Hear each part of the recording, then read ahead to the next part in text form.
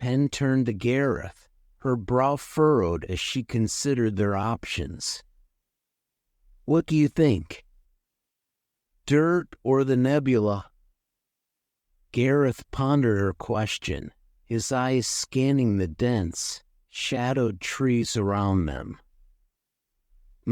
That's a tough one, Pen. But I think I'll have to go with the latter, just this once."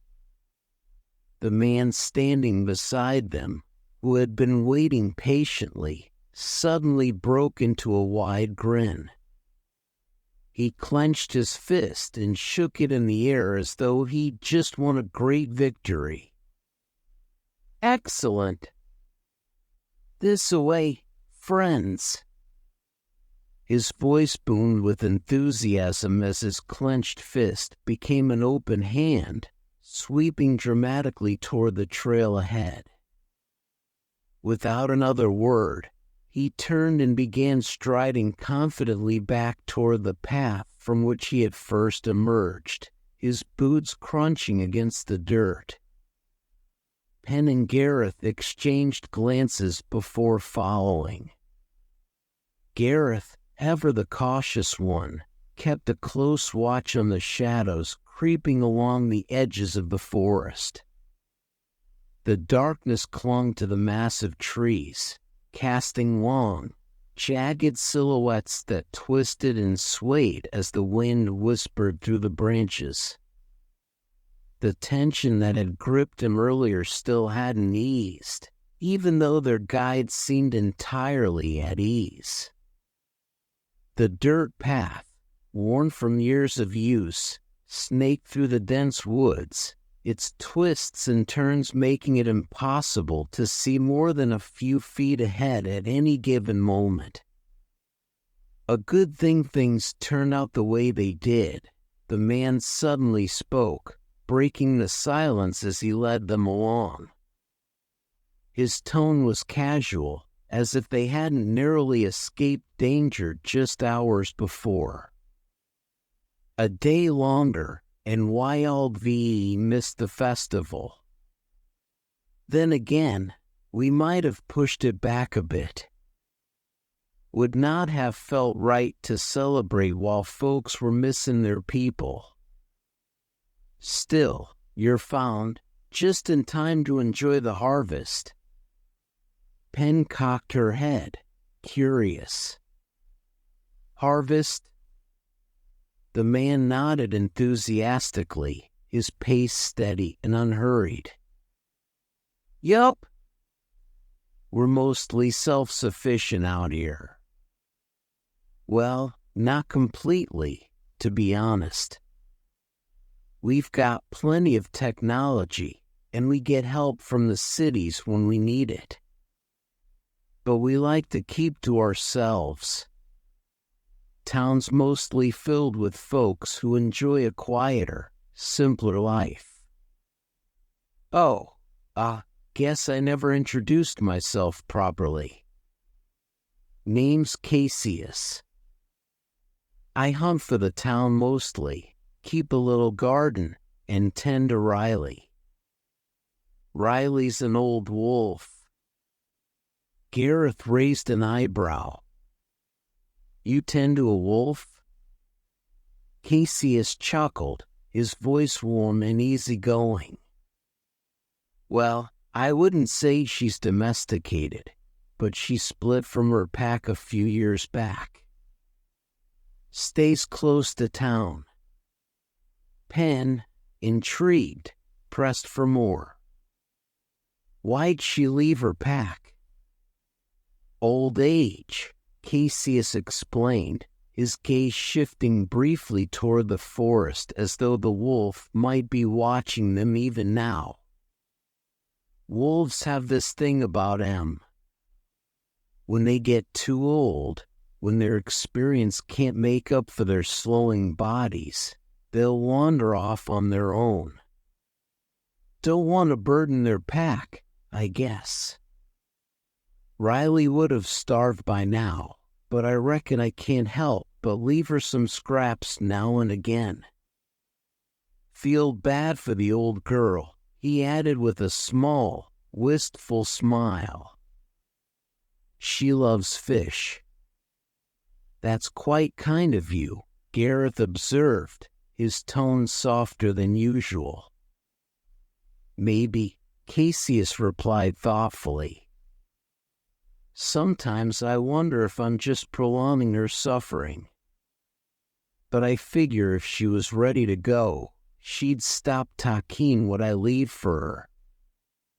So maybe it ain't all bad. Either way, I can't stop myself now, so no sense in waffling over it." Gareth offered a rare smile. "Riley probably knows what's best for her better than you do." Cassius let out a hearty laugh, his earlier somberness fading. "Exactly." For the next few minutes, the group walked in comfortable silence, the only sounds being the soft rustling of leaves in the breeze and the steady crunch of their boots on the dirt path. The shadows seemed less menacing now, and even Gareth, who had been on edge, began to relax.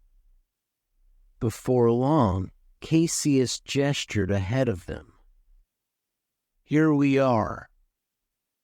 Penn and Gareth looked up, and sure enough, the faint glow of lights flickered through the trees. The walk had been shorter than expected, perhaps 20 minutes at most, and Penn couldn't help but feel a little annoyed. If they'd just pressed on the night before, they would have found this path on their own and avoided the trouble with the wolf entirely.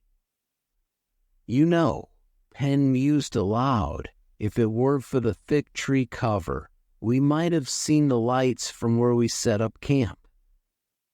"Most likely," Cassius agreed, not missing a step. As they finally stepped out of the dense tree line, Penn's expectations were once again challenged. The town that greeted them wasn't the high-tech, metallic sprawl she'd imagined. Instead, it was a charming blend of the old and new, where rustic log houses lined cobblestone streets, illuminated by the soft glow of lanterns and modern lights. Hovering vehicles moved leisurely down the roads, their hums barely noticeable over the low murmur of the town's activity. Solar panels adorned the roofs of some homes, which were built from wood and stone, blending technology with a reverence for nature. Penn's sharp eyes noticed something else, a conspicuous absence of traditional forms. But as she studied the environment more closely, she realized that the town had turned nearly every available patch of land into a food-producing space. Fruit trees, vegetables, and herbs grew in small, deliberate plots between buildings and along the edges of streets. What had seemed like wild overgrowth was actually a carefully cultivated ecosystem, with food plants thriving in every corner. Gareth, ever observant, watched a woman casually pluck a peach from a tree as she strolled by. She bit into it without a second thought, as if the entire town was one massive, communal garden. The closer they got to the town center, the more Penn noticed the bustling activity. People hurried about, stringing up colorful streamers and hanging banners between the trees. Large oak tables were being set up in a circle around a massive tree at the heart of the town. From above, it might have looked like a sun, with the tree as its core and the roads and tables stretching out like rays. "Looks like the festival is coming together," Penn observed, a small smile playing on her lips. Despite everything, there was something comforting about the normalcy of the scene. Cassius grinned, his pace quickening slightly. "Oh, she's coming along nicely. And now you lot have more reason to celebrate too, your folks found and all. Speaking of which, we're nearly to the pen." "Gareth." A high-pitched, excited voice suddenly interrupted Cassius. Penn and Gareth both turned toward the sound, though they couldn't immediately spot the source in the throng of people. Moments later, a small, gray-furred creature burst out from behind a stack of crates, its puffy tail bouncing with every hurried step. "Imsogladiary found," the little creature squeaked, its voice a blur of excitement and relief. Penn broke into a wide smile. "Hey, Thwill." Thwill, the chinchilla-like alien with his perpetually twitching nose, skidded to a halt in front of them. His round eyes were wide, and his fur seemed even more fluffed up than usual from the excitement. You jumped out of the ship," Thwill scolded, his tone a mix of awe and exasperation. "Everyone's going to be so relieved you're okay." "But how could you do that? Are you hurt? Injured?" He darted toward Gareth first, giving him a quick once-over before launching himself onto Penn, scurrying up her side to inspect her more closely. His tiny paws patted her shoulders and head, checking for any sign of injury. Penn chuckled, her hand reaching up to steady Thwill on her shoulder. "We're fine, really. A little worse for wear, but no major injuries." Thwill sniffed the air around Penn and wrinkled his nose. Well, you might be fine, but you stink," he said bluntly. Penn couldn't help but laugh at the little creature's candid comment. "I'm sure I do. I'd kill for a shower." Cassius, who had been watching the reunion with an amused smile, stepped forward. "Well, I can take y'all to the town hall. That's where we were heading before we ran into the furry fella. The captain and the mayor should be there. After that, I reckon we can get you cleaned up." Will's eyes lit up, and he bounced on Penn's shoulder. "Yes. Deeg and the others don't know yet. We've got to tell them." Without waiting for a response, Thwill scampered down from Penn and darted off toward the massive tree at the town center. He paused briefly to wave them on before continuing his hurried pace, weaving in and out of the crowd.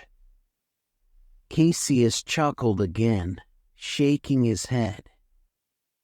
"Well, the little fella's heading in the right direction." Penn and Gareth exchanged amused glances and followed, their eyes drifting up to the towering tree as they passed.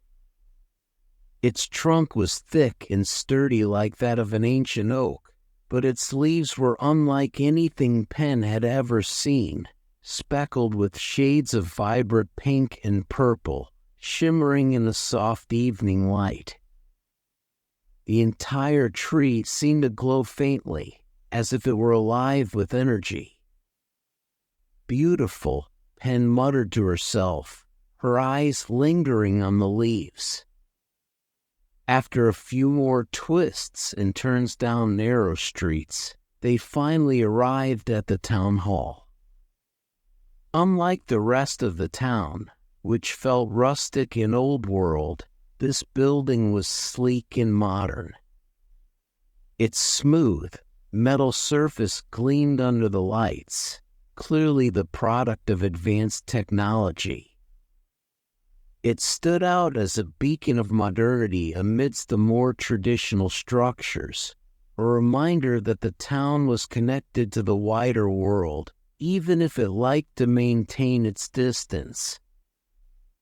Penn immediately spotted Deeg, the Nebula's captain, pacing back and forth near the entrance. His face was drawn with worry, and he barely seemed to notice the woman beside him, likely the mayor, who was speaking with a calm authority, clearly trying to reassure him. "Deeg! Deeg!" Thwill shouted, his high-pitched voice cutting through the evening air. "They're okay. They're back." Deeg's head snapped up, his eyes immediately locking onto Penn and Gareth. For a moment, his expression was frozen in disbelief, but it quickly melted into pure relief.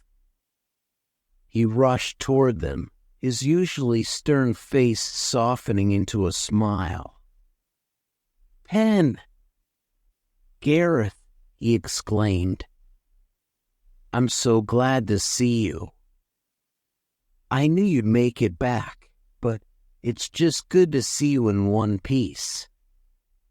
You're not injured, are you?" Gareth shook his head. "We're fine. Took a couple of knocks, but nothing we can't handle." The woman Deeg had been speaking with approached, offering a warm, welcoming smile. She was shorter than Cassius, but carried herself with an air of authority that immediately commanded respect. Cassius seemed to shrink behind Penn, as if he was suddenly trying to make himself invisible in her presence. She extended her hand first to Gareth and then to Penn, her grip firm but friendly. "I'm Maya, the mayor of this town. Welcome." "I assume you're Gareth," she said, nodding at him, "and you must be Penn?" Penn nodded in confirmation, and the mayor's smile widened. "Well, you both look like you've been through a lot. Let's get you some rest and something to eat. We've got facilities where you can clean up and change." Gareth glanced down at himself, his clothes dirty and torn from their time in the wilderness. "I appreciate that, though I doubt you have anything in my size," he said with a faint smile, gesturing to his towering height and his 4 arms. Maya chuckled, her eyes twinkling with humor. "No, I don't think we have 4-armed sweaters in stock, but we'll figure something out. We're good at making do around here." Deeg stepped closer, his brow furrowing slightly as he looked at Penn. "The Nebula's fine, Penn. A bit banged up, but nothing we can't handle. We'll get her to port for repairs once the festival's over." Penn met Deeg's gaze and gave him a subtle nod, signaling that they would talk more privately later. There were details about their journey she didn't want to discuss out in the open. "Thanks, Deeg," she said quietly. "We'll get to that later. Right now, I just need to get clean and get some food in me." Deeg nodded, understanding her unspoken request. "Of course. We'll talk when you're ready." Penn sighed, feeling the weight of the past day begin to lift. I'd kill for a shower right about now." Maya, picking up on Penn's weariness, pointed toward a side street. "Follow me. We'll get you sorted. Fresh clothes, a shower, and then some food. After that, you can rest. The festival's tomorrow night, so you'll have plenty of time to recuperate before the celebration."